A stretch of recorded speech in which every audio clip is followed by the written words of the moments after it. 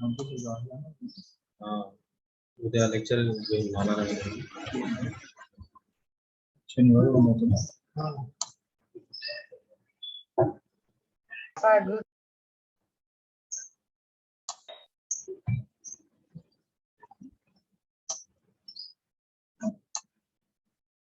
अगर छोटी हो मैंने सलमान जो भी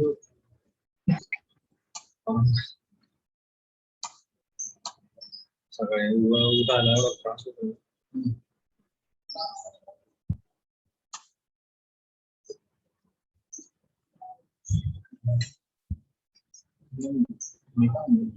cell the unit of life test आप लोग काढून घ्या टेस्ट ते आप लोग काढून घ्या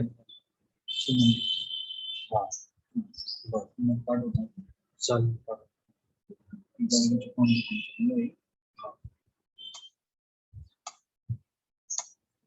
रिपीट नहीं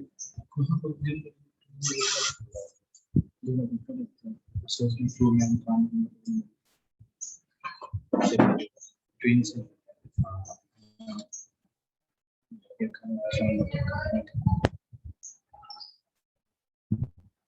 चलो गुड मॉर्निंग। आवाज आ रही बेटा सबको? Yes sir. ओके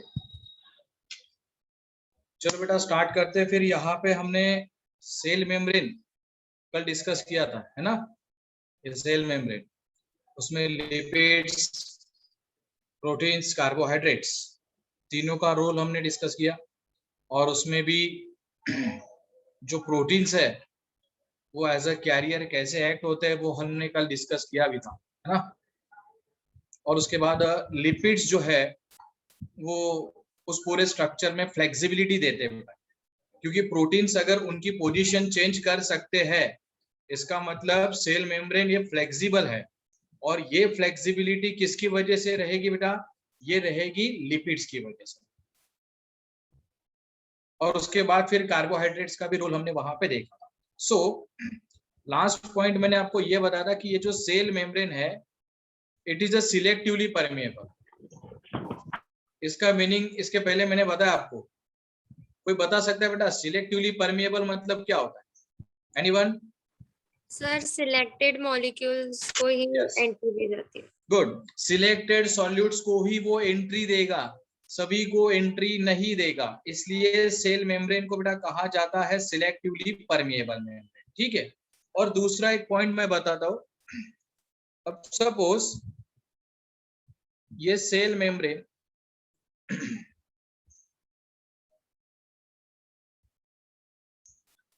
ये सेल मेम्ब्रेन है, हेड रीजन उसका। हेड कैसा होता है? हाइड्रोफिलिक या हाइड्रोफोबिक बताओ? Head hydrophilic. हाइड्रोफिलिक होता है तो वो वाटर अट्रैक्टिंग होता है। इंटरनेट कनेक्शन ठीक है। सो ये टेल है बेटा, हर एक हेड से दो टेल आती है अंदर की साइड में। और जो सेल मेम्ब्रेन है वो तो बाय लेयर है, तो और एक लेयर में वहां पे निकालता हूं। सपोज ये दूसरे लेयर का हेड रीजन हो गया, और ये देखो बेटा ये हो गई टेल, है ना? सो अब मान लो ये सेल मेम्ब्रेन की आउटर साइड है, ये इनर साइड है। आउटर साइड में ये जो मॉलिक्यूल्स है suppose these are fat soluble molecules, या फिर उसको हम कह सकते हैं बेटा न्यूट्रल मॉलिक्यूल्स। न्यूट्रल है इसका मतलब जिसपे कोई भी चार्ज नहीं है ना? सो वो फैट सोल्यूबल मॉलिक्यूल है, इसका मतलब ये लिपिड जो है बेटा ये लिपिड का हेड रीजन हो गया और ये टेल रीजन हो गया, बराबर है? हेड और टेल दोनों तो लिपिड ही तो है। और यहां से ये हेड और टेल में से जो लिपिड सोल्यूबल मॉलिक्यूल है वो डायरेक्टली अंदर आ सकता है बेटा। ये देखो सेल मेम्ब्रेन को क्रॉस करके वो अंदर आ गए, मतलब उसको किसी कैरियर की जरूरत नहीं थी। तो सवाल ये आता है कि कैरियर की जरूरत किसको होगी बेटा? तो कैरियर देखो, यहाँ पे मैं अभी ये कैरियर निकाल रहा हूं बेटा, ये इंट्रिंसिक प्रोटीन ये अपना कैरियर ही तो होता है। सो उसमें ये 2 मॉलिक्यूल्स निकाले सपोज, ठीक है। अब मान लो बेटा ये एक वाटर मॉलिक्यूल है, या फिर आप उसको कह सकते हो कि वो एक पोलर मॉलिक्यूल है। क्या लिखा बेटा मैंने, वाटर मॉलिक्यूल है या पोलर मॉलिक्यूल। तो ये वाटर मॉलिक्यूल कल तो बताया मैंने कि वाटर मॉलिक्यूल डायरेक्टली मेम्ब्रेन को पेनिट्रेट नहीं कर सकता बेटा। अगर वाटर मॉलिक्यूल को अंदर आना है तो उसको कैरियर की जरूरत होगी। तो ये वाटर मॉलिक्यूल या पोलर मॉलिक्यूल जो है ये उस कैरियर को बाइंड होगा बेटा और वो उसके थ्रू अंदर आएगा। सो इसमें मैं ये लाइन यहां पे लिख सकता हूं कि अगर मॉलिक्यूल लिपिड सॉल्यूबल है, ठीक है ना, मॉलिक्यूल अगर लिपिड सॉल्यूबल है या फिर अगर वो मॉलिक्यूल न्यूट्रल है तो वो it can directly pass through the cell membrane. तो वो डायरेक्टली सेल मेम्ब्रेन के थ्रू पास हो जाएगा बेटा, उसको कैरियर की जरूरत नहीं होगी, है ना। और दूसरा पॉइंट, अगर आने वाला मॉलिक्यूल वाटर मॉलिक्यूल है या फिर वो पोलर मॉलिक्यूल है बेटा, पॉजिटिव या निगेटिवली चार्ज आयन है, then that molecule needs a specific carrier. तो उसको स्पेसिफिक कैरियर की जरूरत होगी बेटा, ठीक है ना। तो ये पॉइंट समझ में आ गया कि किसको कैरियर लगेगा किसको नहीं लगेगा, यस और नो।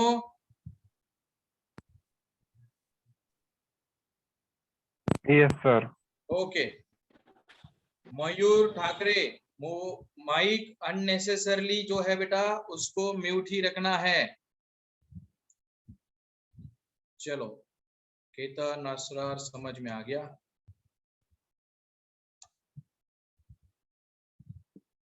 ठीक है, सो ये होती है बेटा उसमें कंडीशन। चलो फिर आगे प्रोसीड करते अभी।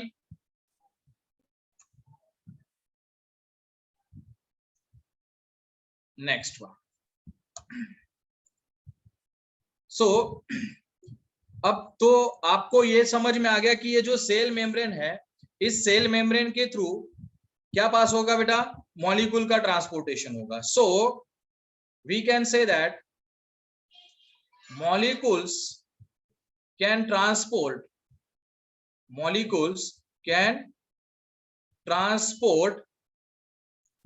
through, molecules किसके थ्रू ट्रांसपोर्ट होंगे बेटा, थ्रू सेल मेम्ब्रेन। तो वो सेल मेम्ब्रेन के थ्रू ट्रांसपोर्ट हो सकते बेटा दो मेथड से, थ्रू सेल मेम्ब्रेन बाय। इस पे क्वेश्चन पूछा जाता है बेटा, लास्ट ईयर नीट में भी इस पे क्वेश्चन था। तो दो टाइप की वो मूवमेंट्स है, एक जो मूवमेंट होगी वो रहेगी एक्टिव ट्रांसपोर्ट, ठीक है ना, that is active transport, and second one is that is passive transport. So these are the two modes of transportation of molecule. ये दो मोड हो गए बेटा transport, active transport and passive transport. So दोनों में डिफरेंस क्या है बेटा, एकदम बेसिक डिफरेंस है। अगर मान लो यहां पे मैंने अभी एक मॉलिक्यूल निकाला, चलो नेक्स्ट स्लाइड पे निकालता हूं। ये एक मेम्ब्रेन है, ठीक है, ये ए साइड है ये बी साइड है। अब ये जो मॉलिक्यूल है इसके ए साइड में 5 मॉलिक्यूल है, बी में सिर्फ 2 मॉलिक्यूल है। अगर मॉलिक्यूल ए साइड से बी साइड की तरफ जा रहा है तो मतलब मॉलिक्यूल की मूवमेंट कैसी हो रही बेटा, हाई कॉन्सेंट्रेशन से लो कॉन्सेंट्रेशन, बराबर है। हाई कॉन्सेंट्रेशन से मॉलिक्यूल लो कॉन्सेंट्रेशन जाता है। तो ये जो मूवमेंट होती है इस मूवमेंट को बेटा कहा जाता है पैसिव ट्रांसपोर्ट, ठीक है। ये होगी बेटा पहली मेथड, पैसिव ट्रांसपोर्ट। अब दूसरा डिस्कस करते हैं। पैसिव ट्रांसपोर्ट तो हो गया, अब आगे देखो। अब वही मॉलिक्यूल इसमें ये देखो बेटा, ए साइड में उसके 2 मॉलिक्यूल है और बी साइड में उसके 4 मॉलिक्यूल है। अगर फिर भी मॉलिक्यूल ए से बी जाता है तो मतलब अब मॉलिक्यूल की मूवमेंट कैसी हो रही है बेटा, लो कॉन्सेंट्रेशन से हाई कॉन्सेंट्रेशन हो रही है। सो अगर मॉलिक्यूल लो कॉन्सेंट्रेशन से हाई कॉन्सेंट्रेशन मूव होता है तो उसको कहा जाता है एक्टिव ट्रांसपोर्ट। तो बच्चों एक्टिव और पैसिव में डिफरेंस क्लियर हो गया सबको, बताओ फटाफट। Sir Yes, sir. कोई ऑस्मोसिस बोलते हैं ना? मतलब पैसिव का एक्चुअल एक टाइप है ऑस्मोसिस, उसमें सिर्फ वाटर की मूवमेंट होती है ना। जब अपन उसको डिफ्यूजन कहते हैं बेटा, तो उसमें सॉलिड, लिक्विड, गैसेस सबकी मूवमेंट होती है। लेकिन जब अपन उसको ऑस्मोसिस कहते हैं तो उसमें हाई से लो ही जाएगा, लेकिन सिर्फ वाटर जाएगा, है ना। तो ये डिफरेंस है उसमें। प्रिया समझ में आ गया? Yes sir. ओके, चलो बाकी सब लोग क्लियर है? Yes, sir. ओके ठीक है बेटा, आगे प्रोसीड। हाँ, इसमें और कुछ डिफरेंसेस बताता हूं मैं।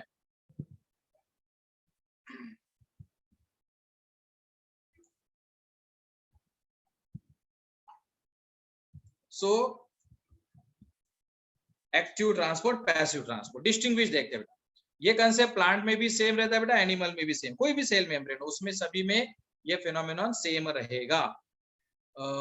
युगा पवार का क्वेश्चन है कि what is the function of extrinsic protein. अरे भाई कल तो बताया यार, एक्सट्रिंसिक प्रोटीन भी तो कैरियर ही है ना। विपुल ने क्वेश्चन पूछा था कि सर एक्सट्रिंसिक प्रोटीन उसको पेनिट्रेट करता है। ये देखो बेटा, इधर देखो पवार। अब युगा पवार है भाई, ये मेल है कि फीमेल है, नाम से तो कुछ समझ में नहीं आ रहा है। ये देखो बेटा, ये सेकंड वाली जो मैकेनिज्म है, इसमें ये जो प्रोटीन्स होते हैं, कुछ प्रोटीन्स एक्सट्रिंसिक प्रोटीन, इस तरह से वो फंक्शन कहते हैं। सपोज यहाँ पे मैंने एक्सट्रिंसिक प्रोटीन निकाल लिया, ठीक है, ये एक्सट्रिंसिक प्रोटीन है और इसको वाटर मॉलिक्यूल बाइंड हो गया। तो ये भी जो एक्सट्रिंसिक प्रोटीन है ना, ये डायरेक्टली पेनिट्रेट करते हैं। ये डायरेक्टली जब वहां से पास होते हैं ना, तो वो डायरेक्टली वहां पे क्या करेंगे, पोर बनाएंगे, होल्स बनाएंगे, और वो होल्स के थ्रू डायरेक्टली वो अंदर आ सकते हैं। समझ में आ गया Pawar? Yes sir. Okay thank you. आगे, हाँ, सो एक्टिव ट्रांसपोर्ट और पैसिव ट्रांसपोर्ट में डिफरेंस क्या है? In active transport molecule moves from where to where, low to high या हाई टू लो? क्या पता है बेटा मैंने? High to low. Yes, molecule moves from high concentration to low concentration. अब ये जो बताया बेटा मैंने, high concentration to low concentration, इसी के लिए क्वेश्चन जब पूछा जाता है ना, तो ऐसा नहीं दिया जाएगा हाई कॉन्सेंट्रेशन लो कॉन्सेंट्रेशन, ये नहीं आएगा। उसके लिए एक वर्ड यूज होगा बेटा, और उसको अपन क्या नाम देंगे? उसको अपन कहेंगे that is along the concentration gradient. Along the concentration gradient, इस पूरे वर्ड का मीनिंग है हाई टू लो। अलोंग मतलब समझ लेना बेटा, हाई टू लो। अब उसके अपोजिट एक्टिव की तरफ जाते बेटा। एक्टिव में अपन डेफिनेशन ये लिख सकते हैं, डिफ्यूजन में भी यही सेम होता है ना? किसमें किसमें? डिफ्यूजन, डिफ्यूजन में वही ना बेटा, पैसिव ट्रांसपोर्ट जो है ना, डिफ्यूजन एक्चुअली पैसिव ट्रांसपोर्ट का ही एग्जांपल है, और डिफ्यूजन का एग्जांपल है ऑस्मोसिस। सो डिफ्यूजन हो ऑस्मोसिस हो, दोनों पैसिव कैटेगरी में आते हैं बेटा, ठीक है, क्लियर? Yes sir. ओके आगे, अब ऑस्मोसिस पूरी बता ही दूंगा आज मैं, हालांकि अगले वैक्यूअल में उसका रेफरेंस आएगा ही आएगा आपको, तो उसके पहले आज अपन ऑस्मोसिस डिस्कस कर लेंगे। तो डिफ्यूजन ऑस्मोसिस में भी आपका आज पूरा डिफरेंस क्लियर हो जाएगा। सो active transport means it is the molecule movement. So one sec, molecule moves from low concentration to high concentration. उसमें कई बार क्या होता है बेटा कि वर्ड, इसके लिए क्या वर्ड आएगा? इसके लिए वर्ड आएगा that is the molecule move from against the concentration gradient. Against अगर उसको कहा जाता है बेटा, उसके अपोजिट फ्लो में जा रहा है, वो लो से हाई जा रहा है ना। और इस वजह से इन दोनों में अपन और एक इंपॉर्टेंट डिफरेंस ये कह सकते हैं बेटा कि जो पैसिव ट्रांसपोर्ट है, देखो ये पैसिव ट्रांसपोर्ट में मॉलिक्यूल हाई से लो जाने वाला है, तो मॉलिक्यूल जहां से जाने वाला है वहां पे उसका कॉन्सेंट्रेशन हाई, जहां पे जाने वाला है वो लो है। तो सिंपल सी बात है बेटा, हर एक मॉलिक्यूल के पास खुद की फ्री एनर्जी होती है, तो मॉलिक्यूल जहां से जाने वाला है वहां पे फ्री एनर्जी ज्यादा है ना। तो फ्री एनर्जी ज्यादा होने की वजह से उसको बाहर की एनर्जी की जरूरत ही नहीं बेटा।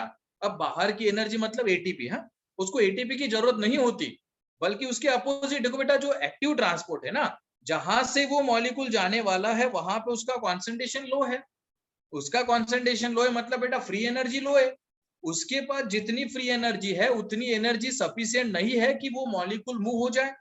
तो ऐसे मॉलिक्यूल्स को लो टू हाई जाने के लिए वहां पे इंपॉर्टेंट कौन रहेगा बेटा, वो एनर्जी लगेगी। सो एक्टिव ट्रांसपोर्ट जो है, इस एक्टिव ट्रांसपोर्ट के लिए एटीपी की जरूरत होती है बेटा। और मुझे नहीं लगता कि अभी एटीपी की आपको बताना पड़ेगा, सबको पता है ना एटीपी मतलब यस सर। एडिनोसिन ट्राइफॉस्फेट, इसी को अपन कह सकते बेटा energy currency of the cell, use of ATP. और पैसिव ट्रांसपोर्ट मतलब there is no use of ATP, वहां पे एटीपी की जरूरत नहीं होगी बेटा। एक केस में एटीपी की जरूरत है, दूसरे में एटीपी की जरूरत नहीं है। चलो अब इस ट्रांसपोर्टेशन में किसी को कोई डाउट है? 1 मिनट में आपको देता हूँ, डाउट पूछ सकते हो आप लोग, उसके बाद फिर मैं डिफ्यूजन ऑस्मोसिस बताता हूँ। हाँ बोलो बेटा।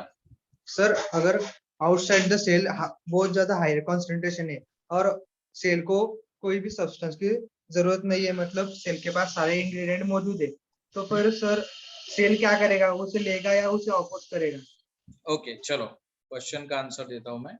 सेल क्या करेगा, कौन सी कंडीशन बताइए बेटा। सपोज ये सेल है, ठीक है, ये सेल है ना, तो सेल के बाहर उसका कॉन्सेंट्रेशन हाई की लो है आर्यन?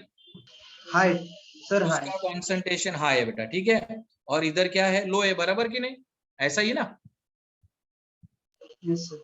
हाँ, अब उस केस में क्या होता है बेटा, एकदम बढ़िया क्वेश्चन पूछा है आर्यन ने बेटा, सब लोग ध्यान दो बेटा। अब एक्चुअल में ये मैकेनिज्म आपकी कब क्लियर होगी, वैक्यूअल के बाद। चलो अभी आर्यन ने पूछ लिया है तो अभी मैं उसका आंसर बता दूं। सो अभी बेटा देखो, सॉल्यूट मैटर करता है, वो कोई भी सॉल्यूट हो वो नहीं, सॉल्यूट मैटर करता है। सो अब बाहर की साइड में सॉल्यूट के कितने मॉलिक्यूल है बेटा, 4। अब अंदर तो एक ही है। अब उस केस में तो नॉर्मली आप लोग मुझे बताओ, मॉलिक्यूल बाहर से अंदर आना चाहिए, अंदर से बाहर, अगर डिफ्यूजन का फिनोमिनन कंसिडर करें तो बाहर से अंदर। बाहर से अंदर, बराबर है। अभी आर्यन ने ये सवाल पूछा है कि सर उसका कॉन्सेंट्रेशन बाहर ज्यादा है लेकिन सेल को तो उसकी जरूरत ही नहीं है, उस केस में सेल क्या करेगी? तो ये जो फेनोमेनन है बेटा, इसको ऑस्मो रेगुलेशन कहा जाता है। और इस ऑस्मो रेगुलेशन के लिए सेल के अंदर वैक्यूअल नाम का ऑर्गेनेल होता है बेटा। वो ऑर्गेनेल वैक्यूअल क्या करेगा, ये वैक्यूअल होता है बेटा, और इस वैक्यूअल में ना बहुत सारे सॉल्यूट स्टोर्ड होते हैं, ठीक है, ये वेस्ट सॉल्यूट होते हैं बेटा ये। अब वो क्या करेगा, बाहर 3 सॉल्यूट है, अंदर 1 सॉल्यूट है, मतलब अंदर का कॉन्सेंट्रेशन तो कम है।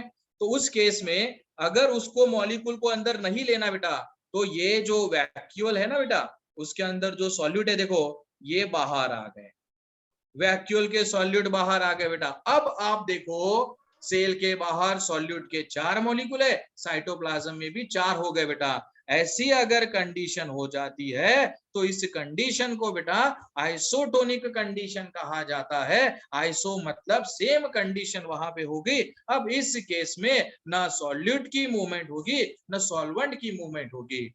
आर्यन समझ में आ गया बेटा? Yes sir. सर वो Okay. मतलब प्रेशर को इक्वलाइज कर देता है ना?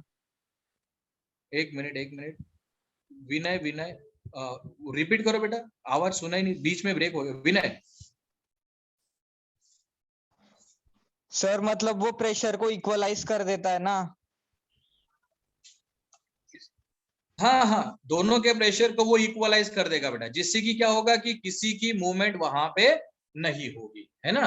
अब इसी से रिलेटेड फेनोमेनन चलो मैं बता दूं, क्योंकि आगे के पार्ट्स में भी उसका रेफरेंस आएगा और वो एक जनरल प्रोसेस है, वो आपको पता भी होनी चाहिए, ठीक है ना, वो अपन डिस्कस। तो उसके लिए हाँ और एक पॉइंट बता दूं इधर, ये जो एक्टिव ट्रांसपोर्ट होता है बेटा, ये जो बताया ना मैंने, इसका एक एग्जांपल आपको दिया है, that is sodium and potassium pump. तो बॉडी के सेल्स को लगने वाले बहुत इंपॉर्टेंट आयन है बेटा, सोडियम और पोटेशियम। न्यूरॉन्स को भी लगता है, हर एक सेल में इसकी जरूरत होती है। तो ये सोडियम और पोटेशियम जब सेल को लगते हैं तो वो एक्टिव से जाते हैं। तो ये एक एग्जांपल दिया है एक्टिव ट्रांसपोर्टेशन का। अब मैं डिफ्यूजन और ऑस्मोसिस के बारे में डिफरेंस बता दूं आपको।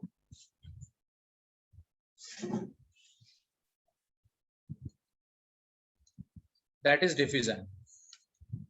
सो ये डिफ्यूजन एक सिंपल प्रोसेस है जिसमें क्या होने वाला है बेटा, it is the process of movement of, किसकी मूवमेंट होगी, तीनों टाइप के मॉलिक्यूल्स की होगी बेटा, सॉलिड, लिक्विड एंड गैसेस। और वो भी कहां से कहा, क्योंकि ये तो पैसिव का टाइप है बेटा, from there high concentration to low concentration. तो इसको अपन कह सकते हैं बेटा डिफ्यूजन। तीनों टाइप की मूवमेंट्स हो रही, तीनों टाइप।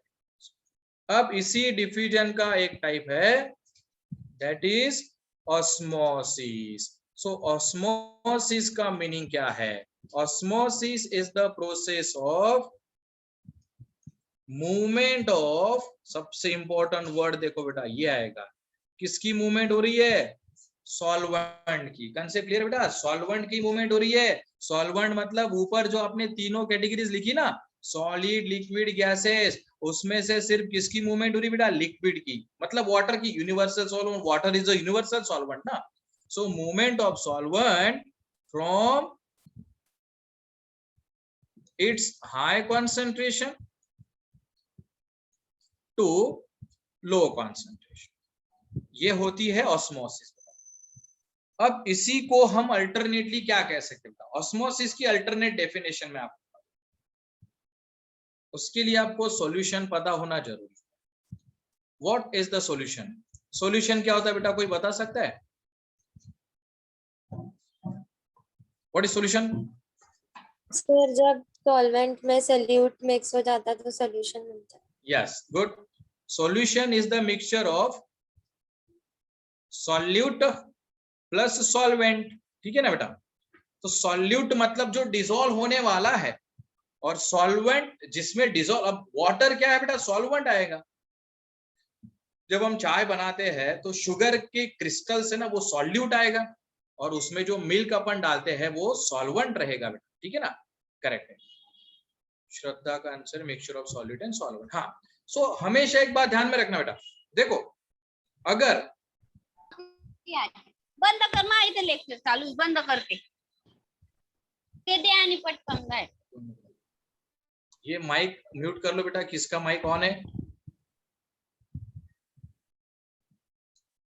सो सॉल्यूट और सॉल्वेंट का जो कॉन्सेंट्रेशन है ये हमेशा अपोजिट है। मतलब सपोज अगर किसी सॉल्यूशन में सॉल्यूट ज्यादा है, देखो बेटा चाय में अगर स्वीटनेस ज्यादा है मतलब सॉल्यूट ज्यादा है, बराबर है, तो उसके कंपेरेटिवली सॉल्वेंट कम है ना। या फिर अगर वो डाइल्यूट होगी, इसका मतलब उसमें सॉल्यूट कम है तो सॉल्वेंट ज्यादा है, कोई ना कोई एक ज्यादा और एक कम रहेगा। सो अभी ऑस्मोसिस की डेफिनेशन में मैंने आपको क्या बताया बेटा, सॉल्वेंट की मूवमेंट होने वाली है, ठीक है, सॉल्वेंट की मूवमेंट होगी। कैसे मूवमेंट होगी? फ्रॉम हाई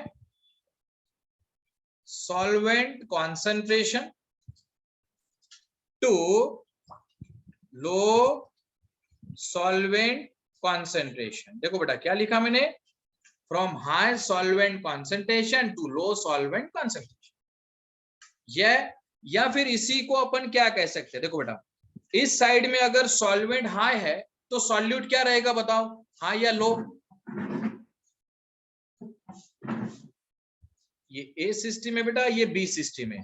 ए सिस्टम में अगर मैंने लिखा कि सॉल्वेंट हाई है, सॉल्वेंट का कॉन्सेंट्रेशन ज्यादा है बेटा, तो सॉल्यूट हाई रहेगा कि लो रहेगा बताओ? लो। लो। तो उसमें हम अल्टरनेटली लिख सकते हैं from low solute concentration to high solute concentration. दोनों का मीनिंग एक ही हो गया बेटा। हाँ, लेकिन बस ऊपर के केस में मैंने सॉल्वेंट लिया था पैरामीटर, नीचे सॉल्यूट लिया। किसी को कोई डाउट है? नो, ठीक है। सो अब मैं उसके बेसिस पे, ये जो सॉल्यूशन होता है ना बेटा, सॉल्यूशन के 3 टाइप्स होते हैं, वो तीनों टाइप्स बताता हूं। 3 टाइप्स ऑफ सॉल्यूशंस आ गया। First one is hypertonic solution, hypertonic solution. Second one is hypotonic solution, and third one is isotonic solution। ठीक है बेटा, isotonic solution, ये हो गए 3 टाइप। अब तीनों किसके टाइप है? ये सॉल्यूशन के टाइप है। अब देखो बेटा, इसमें जो वर्ड है ना, अभी देखो यहाँ पे क्या है, हाइपर। हाइपर मतलब ज्यादा, मतलब हाई कॉन्सेंट्रेशन होगा बेटा। किसका कॉन्सेंट्रेशन ज्यादा है? सॉल्यूशन का। किसके कंपेरेटिवली बेटा? सेल के कंपेरेटिवली। हाँ, और दूसरा है हाइपोटोनिक। हाइपोटोनिक मतलब क्या होगा भाई? Low concentration. किसका? सॉल्यूशन का। देखो एकदम सिंपल एग्जांपल में, अब मान लो ये सेल, एक बीकर मैंने लिया और इस बीकर के अंदर एक सेल डाल दी बेटा मैंने। हाँ, ये सेल है, ठीक है, इट इज टिपिकल सेल। और ये सेल के बाहर कौन सा सॉल्यूशन है बेटा? हाइपरटोनिक है। अब अगर हाइपरटोनिक है तो हाइपर का मीनिंग क्या बता मैंने? Hyper means what? High. High. हाँ, तो हाई है तो क्या हाई है? सॉल्यूट हाई है बेटा। देखो अभी सॉल्यूट मॉलिक्यूल्स में निकाल रहा हूं, वहां पे 1 2 3 4, ये 4 सॉल्यूट है बेटा सेल के बाहर, मतलब सॉल्यूशन के अंदर। हाँ, और वही सॉल्यूट सेल में सिर्फ एक ही है, ठीक है ना। तो सॉल्यूट के डेफिनेशन, सॉल्यूट के कंसर्न में डेफिनेशन देखो बेटा, क्या बताया मैंने? ऑस्मोसिस है तो मतलब वाटर लो सॉल्यूट से हाई सॉल्यूट की तरफ जाएगी। मैंने वहां पे वाटर नहीं निकाला बेटा, वो सॉल्यूट निकाला है, ठीक है ना। लो सॉल्यूट से हाई सॉल्यूट जाएगी। तो मुझे बताओ, वाटर सेल से सॉल्यूशन जाएगा या सॉल्यूशन से सेल जाएगा? बताओ बेटा।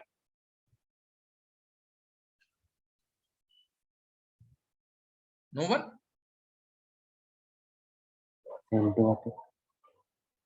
अरे भैया, वाटर ऑस्मोसिस की डेफिनेशन क्या बताई मैंने? देखो पिछली स्लाइड पे ऑस्मोसिस की डेफिनेशन इसलिए तो एक्सप्लेन करके बताई मैंने, वाटर लो सॉल्यूट से हाई सॉल्यूट जाएगा ना बेटा, बराबर की नहीं? लो सॉल्यूट से हाई सॉल्यूट जा रहा है। मेरी बात पे ध्यान दो आप लोग। आप सॉल्वेंट ही, मैंने वहां पे सॉल्वेंट निकाला ही नहीं है, मैंने सॉल्यूट निकाला है बेटा।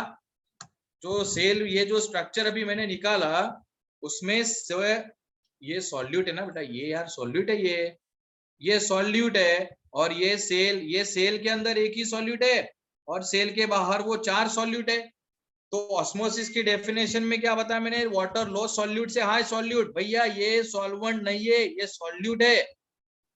तो बताओ, वाटर सॉल्यूशन से सेल जाएगा या सेल से सॉल्यूशन? सेल से सॉल्यूशन।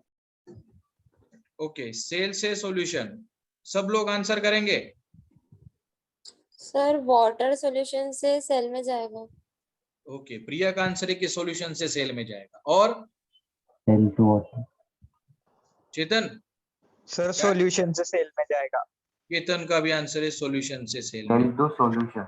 अबे गधो, यहाँ पे क्या निकाला है मैंने? देखो, अरे पिछले स्लाइड में मैंने वो डेफिनेशन 4 बार रीड की, 4 बार। मैं जो बोल रहा हूं उस पे आपका ध्यान ही नहीं है। Water moves from low solute to high solute. Solvent नहीं कहा मैंने, low solute to high solute. Hello. अब अगली स्लाइड में यहाँ पे ये जो डॉट्स निकाले भैया, ये सॉल्यूट है, ये सॉल्वेंट नहीं है। तो सेल के अंदर एक ही सॉल्यूट है। हेलो, आवाज ही रहा था।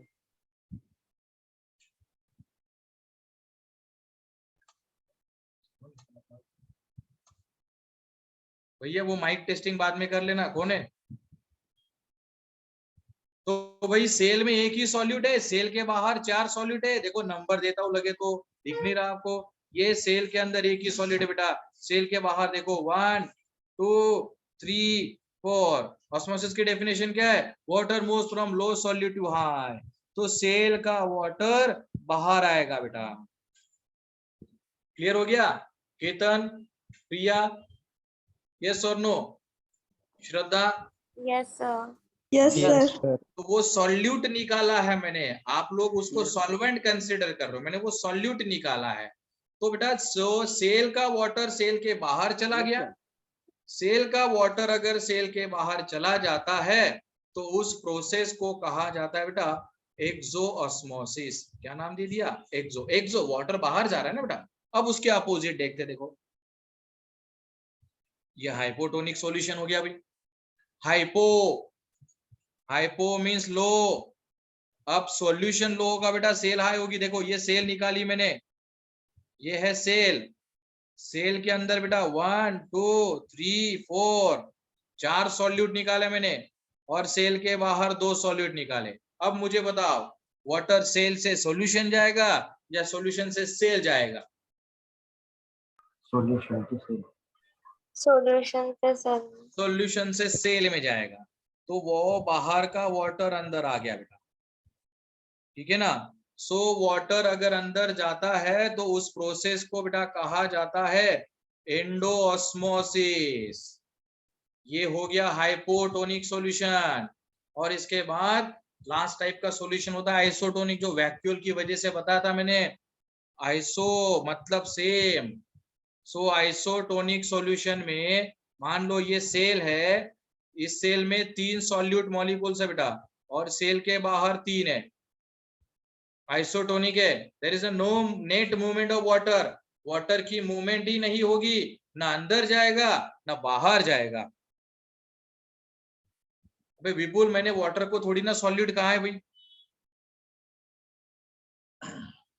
अरे वाटर तो सॉल्वेंट रहेगा ना। मैंने वाटर, वो जो डॉट्स निकाले हैं वो सॉल्यूट है, वो सॉल्वेंट नहीं है भाई। सिंपल कंसेप्ट है, उसमें आप खुद कंफ्यूज हो रहे हो। विपुल, मैंने ऐसा कब कहा कि वाटर सॉल्यूट है? माइक पे बता सकते हो भाई विपुल? अभी कहा सर? अभी कहा? 10 मिनट से तो वही पढ़ा रहा हूं मैं। वाटर सॉल्यूट कब से हो गया? वाटर तो यूनिवर्सल सॉल्वेंट है ना भाई। मुझे ये बता, ये डेफिनेशन तीनों समझ में आ गई विपुल?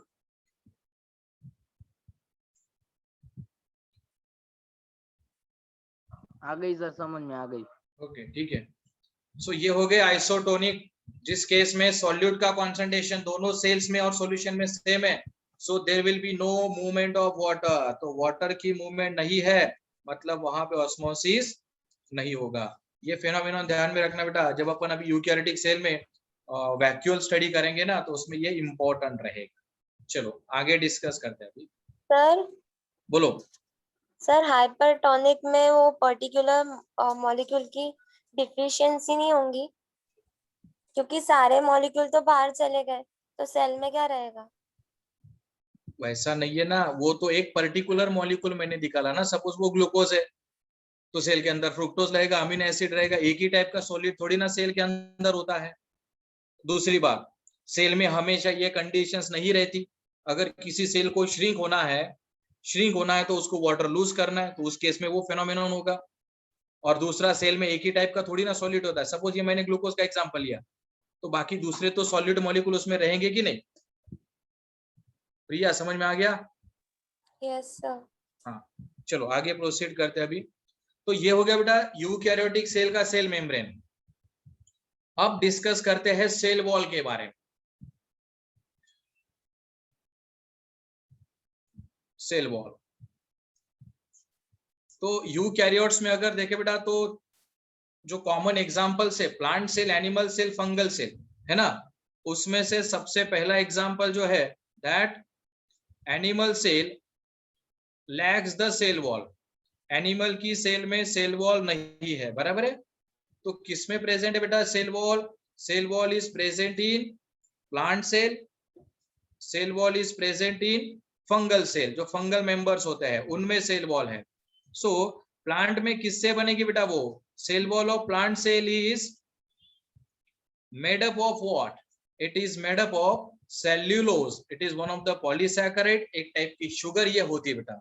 और जो फंगल सेल है ना, इसमें भी सेल वॉल प्रेजेंट है, which is made up of a chitin. This chitin is also one of the sugar. तो ये 3 शुगर्स आपको टोटल ध्यान में रखनी होती है बेटा. एक इसके पहले प्रोकैरियोट में जो हमने डिस्कस की थी, peptidoglycan. Cell wall of bacteria is made up of peptidoglycan, ऐसा कहा था अपन ने, वो भी शुगर है. प्लांट की सेल वॉल में सेलुलोज है, वो भी शुगर है. फंगाई की सेल वॉल में काइटिन है, वो भी एक शुगर है. सो ये जो सर मैट्रिक्स किस में यूज होता है फिर? मैट्रिक्स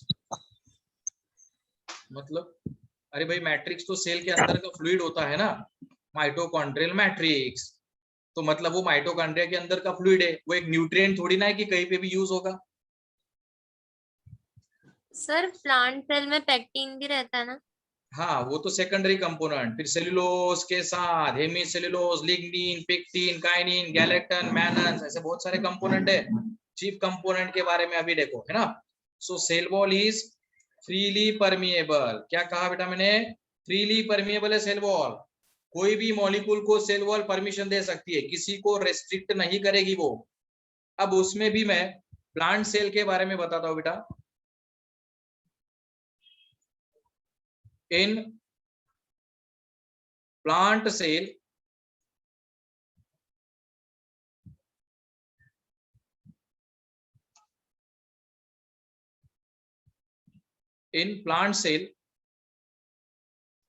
सेल वॉल हैज, तो सेल वॉल में 2 लेयर्स होते हैं बेटा, और इनकी पोजीशन पूछी जाती है आपको. हाँ, एक जो होती है वो है प्राइमरी वॉल, और दूसरी जो होती है बेटा वो है सेकेंडरी वॉल. प्राइमरी वॉल और सेकेंडरी वॉल. चलो प्राइमरी वॉल क्या है, सेकेंडरी वॉल क्या है, वो पहले मैं रिप्रेजेंट कर देता हूं आपको. तो सपोज यहां पे अभी मैंने ये एक सेल निकाली बेटा. इस एक सेल का ये सबसे इनर मोस्ट कवरिंग है, मतलब सेल मेम्ब्रेन है. ठीक है, ये क्या हो गया? Cell membrane. 1 सेकंड.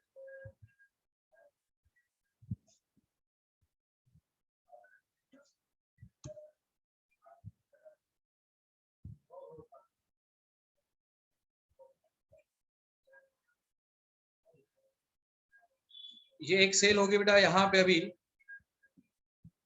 उसका सेल मेम्ब्रेन है. ये दूसरी सेल, उसका सेल मेम्ब्रेन. ठीक है, ये ए सेल, ये बी सेल. अब इस सेल मेम्ब्रेन के बाहर और एक लेयर मैं निकालता हूं.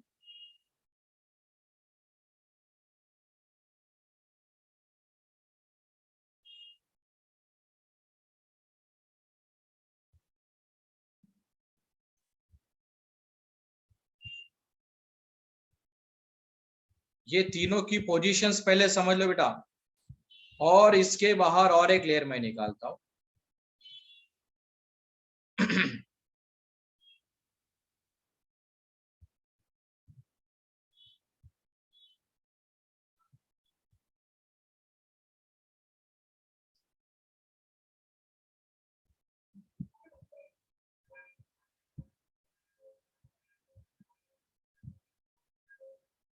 ओके, देखो बेटा, ए सेल, बी से 2 सेल से. अब इसमें से सबसे इनर मोस्ट जो कवरिंग है ये वाली, इसको अपन कहेंगे सेल मेम्ब्रेन. ठीक है ना, जो अभी अपन ने डिस्कस किया, ये हो गया सेल मेम्ब्रेन. अब सेल मेम्ब्रेन के बाहर जो रेडिश कलर की जो वॉल है बेटा, ये वॉल, ये कहा जाता है इसको सेकेंडरी वॉल. क्या नाम दिया बेटा? Secondary wall. और इसके बाहर जो है वो है प्राइमरी वॉल. क्या नाम दिया बेटा? Primary wall. अब इसमें जो प्राइमरी वॉल है ये क्या होती है बेटा? Primary wall is present in a young cell only. ये परमानेंट नहीं रहती बेटा. प्राइमरी वॉल जो अभी मैंने रिप्रेजेंट की है ना, ये परमानेंट नहीं रहती, ये सिर्फ यंग सेल में रहेगी, है ना. और ये जो सेकेंडरी वॉल है, it is present in the whole life of the cell. मतलब सेल के स्टार्ट से लेकर एंड तक, सेल जब तक डेड नहीं हो जाती तब तक सेकेंडरी वॉल उसमें रहेगी. और उसमें ये जो प्राइमरी वॉल है, ये क्या होता है बेटा? It is the living part. And secondary wall is the dead part. तो प्राइमरी वॉल को मैंने लिविंग क्यों कहा? क्योंकि उसकी ग्रोथ हो सकती बेटा, उसकी थिकनेस बढ़ सकती है, मतलब उसकी ग्रोथ हुई तो वो लिविंग। लेकिन जो सेकेंडरी है ना, उसकी साइज या थिकनेस नहीं बढ़ती तो वो डेड है। ओवरऑल अगर आपको पूछा जाता है कि प्लांट की सेल वॉल क्या है, तो ओवरऑल उसका आंसर क्या आएगा बेटा? डेड। हाँ, उसमें अगर प्राइमरी सेकेंडरी ऐसा आता है तो प्राइमरी जो है वो लिविंग है, सेकेंडरी जो है वो डेड है। अब इसके बाद दोनों सेल्स के बीच में देखो बेटा, दोनों मतलब ये दो सेल्स मैंने यहां पे निकाली है, दोनों के बीच में ये देखो, अभी दो सेल्स के बीच में एक सीमेंटिंग मटेरियल है, और इस सीमेंटिंग मटेरियल को बेटा कहा जाता है मिडल लैमिला। क्या नाम दे दिया बेटा? Middle lamella. Now what is the function of middle lamella? Middle lamella is just a cementing material which just or which is responsible for maintaining both the cells in a very close association। दोनों sales को वहां पे connect करना, ये उसका काम होगा। अब ये जो मिडल लैमिला है, ये किससे बनता है? This middle lamella is made up of calcium pectate. तो ये मिडल लैमिला जो है, ये मिडल लैमिला के लिए किसकी जरूरत होती है बेटा? Calcium pectate. Calcium plus pectin दोनों से वो बनेगा। और फाइनली यहां से देखो, अभी इसके बीच में से एक ब्रिज बनेगा।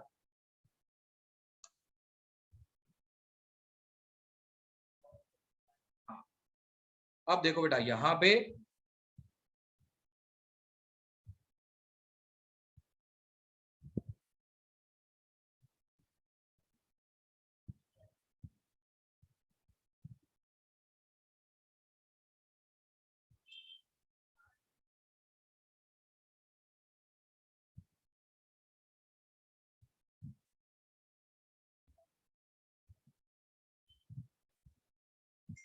अब इन दोनों के बीच में एक ब्रिज बन गया बेटा, देखो, है ना? इस ब्रिज को कहा जाता है plasmodesmata. And this plasmodesmata is the characteristic feature of plant cell. ये प्लाज्मोडेस्माटा सिर्फ और सिर्फ प्लांट सेल में रहेगा बेटा। उसका एक ही काम होगा, ये दोनों सेल्स के साइटोप्लाज्म को एडजेसेंट साइटोप्लाज्म को कनेक्ट करना, दैट इज प्लाज्मोडेस्माटा। और इसमें ये क्या है बेटा? ये मिडल लैमिला है, इधर ये प्लाज्मोडेस्माटा है। सो प्लाज्मोडेस्माटा का रूल क्लियर हो गया? तो सर ये सारे सेल्स में होता है क्या? प्लांट सेल की मैं बात कर रहा हूँ बेटा। हाँ, प्लांट सेल, प्लांट्स के ही सारे सेल में होता है। प्लांट के सभी सेल्स में ये प्लाज्मोडेस्माटा होता है। लेकिन अगर आपको ये पूछा था कि प्लाज्मोडेस्माटा किसकी वजह से बना? मिडल लैमिला की वजह से। अगर मिडल लैमिला नहीं रहता था बेटा, तो दोनों सेल्स एक दूसरे के क्लोज कांटेक्ट में नहीं रहेगी, है ना? So middle lamella is one act as a glue here. उसकी वजह से दोनों सेल एक दूसरे के करीब रहेगी, तब जाके ब्रिज बनेगा ना। सो मिडल लैमिला किससे बनेगा? कैल्शियम पेक्टेट से। दूसरा रहा सवाल सेल वॉल में। सेल वॉल में दो वॉल है, प्राइमरी और सेकेंडरी। उसमें से आउटर साइड में कौन है? प्राइमरी। इनर साइड में कौन है? सेकेंडरी। और फिर उसके बाद अंदर जो रहेगा वो सेल मेम्ब्रेन रहेगा। उसमें से प्राइमरी वॉल जो है, उसको मैंने क्या कहा बेटा? कि वो लिविंग है, क्योंकि उसकी थिकनेस बढ़ सकती है, उसकी ग्रोथ होगी। लेकिन सेकेंडरी वॉल जो है वो डेड है। ये जो स्लाइड अभी आपको दिखाई दे रही है, 10 टाइप के क्वेश्चंस, 10 क्वेश्चंस इसमें पूछे जा सकते हैं। किसी को कोई डाउट है इसमें? No sir, no doubt. Anyone? Sir plasmodesmata की फंक्शन क्या है? दैट Joint इज करने की द जरूरत नहीं है। Transportation of material between the two adjacent cell and their cytoplasm. अब मान लो बेटा, यहाँ पे इस सेल के साइटोप्लाज्म में कैल्शियम ज्यादा है, इसको कैल्शियम की जरूरत है, तो यहां से उसको कैल्शियम को ट्रांसपोर्ट करना। इधर मैग्नीशियम ज्यादा है, तो क्या बेटा? आयोनिक बैलेंस करने के लिए, है ना? ये दो सेल है, दोनों में आयन्स अगर इम्बैलेंस है, तो वो बैलेंस करने के लिए ये प्लाज्मोडेस्माटा वहां पे इंपॉर्टेंट है। क्लियर हो गया प्रिया? सर जैसे ऑस्मोसिस में बाहर से मॉलिक्यूल ले सकते हैं, वैसे प्लांट सेल में नहीं हो सकता है क्या? प्लांट सेल में ऑस्मोसिस, प्लांट सेल में भी ऑस्मोसिस होगी ना? नहीं, जैसे कैल्शियम वगैरह, मैग्नीशियम, ये बाहर से अंदर नहीं ले सकते? लेकिन क्या है ना कि प्लांट सेल में जैसे वाटर जितना साइटोप्लाज्म में बाहर तो वाटर तो उसको इजीली मिल जाएगा, मिनरल्स इतने ज्यादा क्वांटिटी में थोड़ी ना होते कि इमीडिएट बाहर सेल के बाहर मिनरल है चलो अंदर ले लो। मिनरल्स वैसे भी माइक्रो न्यूट्रिएंट होते हैं, वैसे भी वो ट्रेस अमाउंट में होते हैं, तो इसलिए वो सेल टू सेल कनेक्शन वहां पे बनाएगा प्लाज्मोडेस्माटा। ठीक है ना? सर तो एनिमल सेल में अवेलेबल रहता है क्या? एनिमल सेल में ऐसा ही जंक्शन होता है, लेकिन उसको प्लाज्मोडेस्माटा नहीं कहा जाता, उसको टाइट जंक्शन कहा जाता है। मतलब वो इपिथेलियल टिश्यूज में होते हैं सिर्फ, बाकी मस्कुलर टिश्यूज में, बोन्स में वैसे कनेक्शंस नहीं होते एनिमल सेल में। ठीक है ना? सिर्फ इपिथेलियल टिश्यूज में होते हैं। Okay sir, thank you. Okay, और किसी को कोई डाउट? ठीक है, सो ये हो गया बेटा सेल वॉल का part. Cell membrane, cell wall तो ऑलरेडी अपन अभी डिस्कस कर चुके हैं। अब कल के लेक्चर में अपन यूकैरियोटिक सेल के साइटोप्लाज्म के अंदर क्या होगा, क्योंकि उसके साइटोप्लाज्म में कुछ सेल ऑर्गेनेल्स होते हैं, उन ऑर्गेनेल्स के बारे में डिस्कस करेंगे। ठीक है, अब इसके बाद आपका मैथ्स का लेक्चर होगा। Bye sir.